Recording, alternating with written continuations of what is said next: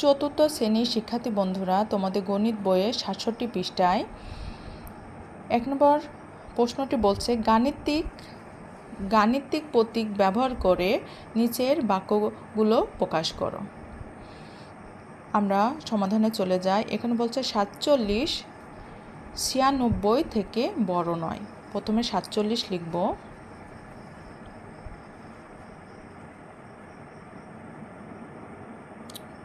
সাতচল্লিশ ৯৬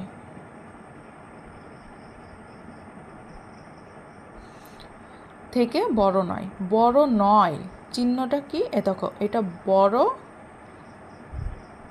বড় চিহ্ন আর বড় নয় মানে মাঝ দিয়ে এভাবে একটা দাগ। তাহলে আমরা দিতে পারি কি ৪৭ ৯৬ থেকে বড় নয়, এই চিহ্নটা বড় নয়। ২ নম্বর প্রশ্নটি বলছে ৯০৯ ৯০০০ সমান ৯। ৯০৯ আমাদের ৯০৯ লিখতে হবে। ৯০৯ ৯০০০ এখানে লিখতে হবে ৯০০০ ৯০০০ এখানে বলছে সমান ৯। ৯০৯ আর ৯০০৯ সমান ৯, এটা হচ্ছে সমান, আর মাঝ দিয়ে একটা দাগ দিলে এটা হচ্ছে সমান ৯ চিহ্ন।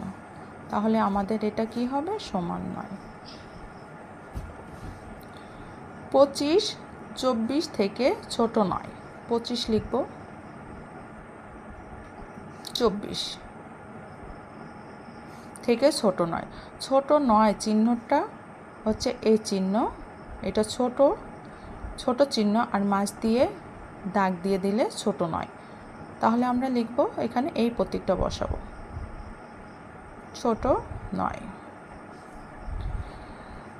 ৬৭ পৃষ্ঠায় ২ নং প্রশ্নটি আছে।